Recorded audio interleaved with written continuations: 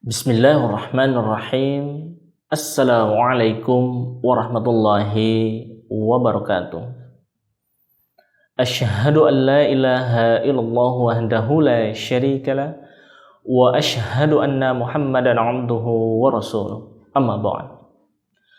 A'udzu billahi minasyaitonir rajim. Bismillahirrahmanirrahim. Alif lam mim. Sahabat Islamku keren, generasi penerus para pecinta Al-Quran, Allah Subhanahu wa Ta'ala telah menurunkan wahyu sucinya kepada manusia yang paling dikasihinya, yakni Nabi Muhammad sallallahu alaihi wasallam. Kumpulan firman Allah Ta'ala yang terkumpul dalam kitab suci Al-Quran ini berisi pedoman hidup bagi manusia, petunjuk yang abadi bagi setiap generasi. Setiap surah, bahkan di setiap hurufnya memiliki makna yang sangat mendalam yang akan menyampaikan pada keselamatan dan kebahagiaan dunia dan akhirat. Di awal pembukaan tadi dibacakan firman Allah Ta'ala yang sangat singkat. Firman ini hanya terdiri dari 3 huruf. Huruf yang pertama adalah huruf alif, yang kedua adalah huruf lam, dan yang ketiga adalah huruf mim. Maka dibacanya menjadi alif lam mim. Apakah sahabat Islamku keren mengenali firman Allah Ta'ala ini? Lalu apakah sahabat Islamku keren mengetahui bagaimana menerapkan petunjuk Allah Ta'ala di dalam ayat yang sangat singkat ini?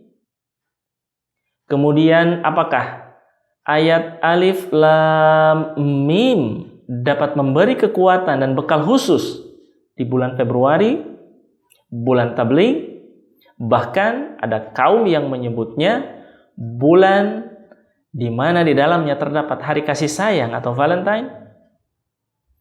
Dan lebih utamanya bagi kita, bagaimana ayat ini akan membawa keselamatan di dunia dan di akhirat. Demi memahami kedalaman makna dan mengekstraksi ayat ini pada setiap langkah perilaku kehidupan, mari kita simak bersama penyampaian di video ini sampai selesai. Firman Allah Ta'ala yang berbunyi alif lam mim ini terdapat di awal surah Al-Quran, yakni surah Al-Baqarah, yaitu surah yang kedua. Surah Ali Imran, surah yang ketiga.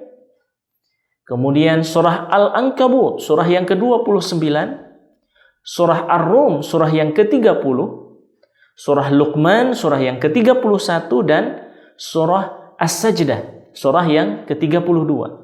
Jadi ada 5 surah Al-Quran yang pada awal ayatnya didahului oleh ayat singkat ini.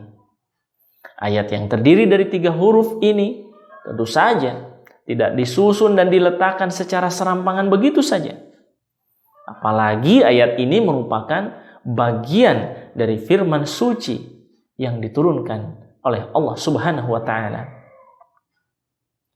Susunan huruf-huruf ini di kalangan bangsa Arab, khususnya di kalangan para penyair dan para ahli bahasa, mengenalnya sebagai al-muqatta'at, yakni huruf-huruf singkatan yang mewakili singkatan dari kata tertentu yang membawa pada kata yang memiliki makna yang lebih luas.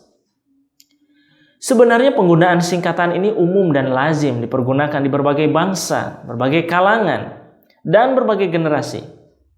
Bahkan kalau kita perhatikan, generasi demi generasi memiliki singkatan-singkatan baru dalam bahasa pergaulan. Sehingga jika tidak bergaul dekat dengan lintas generasi, maka pemahamannya pun tidak akan nyambung.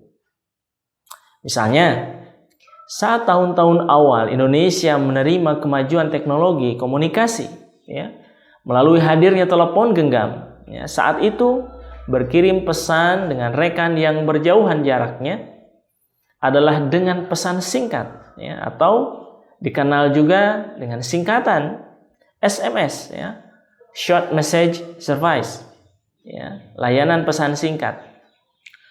Kalau membaca pesan-pesan singkat dari lintas generasi, hampir semua pesan-pesannya disingkat-singkat. sehingga sebelum memahami pesan yang sebenarnya, membaca pesannya pun sudah dibuat pusing terlebih dahulu.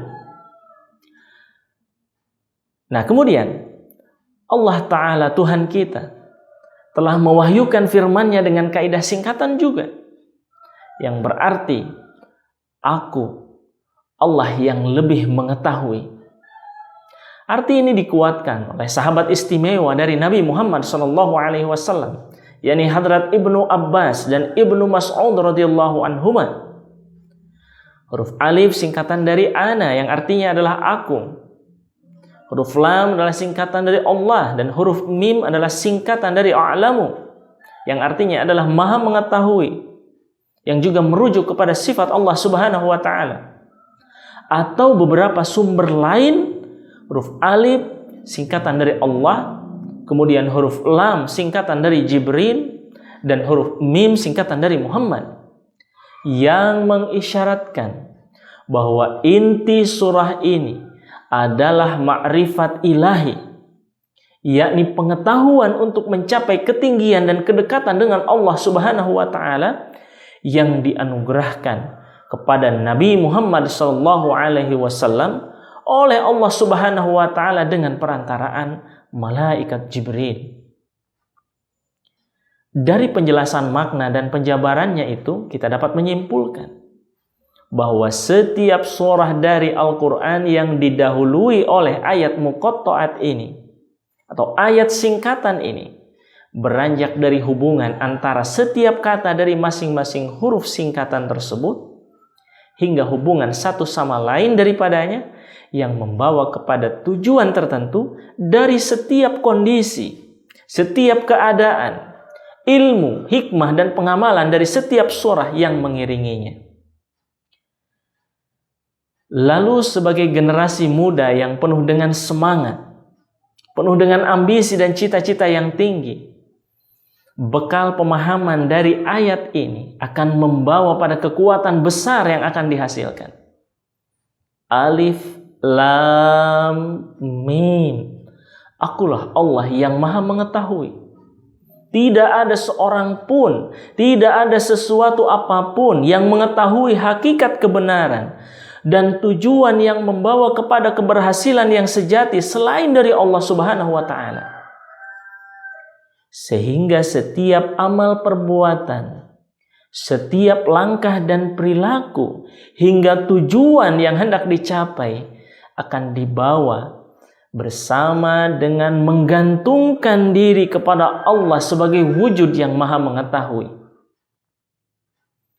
Lalu jika dikaitkan dengan waktu yang tengah kita hadapi dan jalani, saat ini kita berada di bulan Februari. Lalu dalam perhitungan kalender Hijriyah Syamsiyah, bulan ini disebut sebagai bulan tabligh, bulan di mana diperingati saat Nabi Muhammad SAW mengirimkan surat-surat tabligh kepada para raja.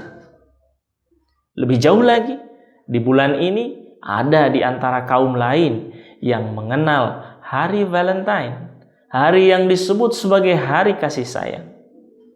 Nah, jika kesemua peristiwa itu dihadapi dengan bekal ayat Alif, Lam, Mim, akulah Allah yang maha mengetahui, maka bulan ini akan dipenuhi dengan amalan yang ditujukan untuk lebih mendekatkan diri kepada Allah untuk meraih ma'rifatnya. Tabligh dengan berbagai potensi yang ada pada diri kita dengan penyertaan Allah Subhanahu wa taala di dalam setiap langkahnya. Hingga pada pemahaman bahwa kasih sayang yang sejati bersumber dari Allah Ta'ala. Setiap sesuatu atau siapapun jika ingin meraih berkahnya, berkah dari Allah Subhanahu wa taala yang istimewa dan berkesinambungan, harus senantiasa digantungkan kepada Allah Subhanahu wa taala, bukan kepada seseorang ataupun suatu benda. Ketauhidan dan penyatuan kepada Allah Ta'ala seperti inilah yang akan menjadikannya sebagai bekal yang utama untuk menjalani hidup dalam keberkahan Allah Ta'ala dan dapat menyampaikannya pada haribaan Allah Ta'ala dalam keridhaan. Billahi taufiq wal hidayah, warridha wal inayah. Wa akhiru da'wana anil hamdulillahi rabbil alamin. Wassalamualaikum warahmatullahi wabarakatuh.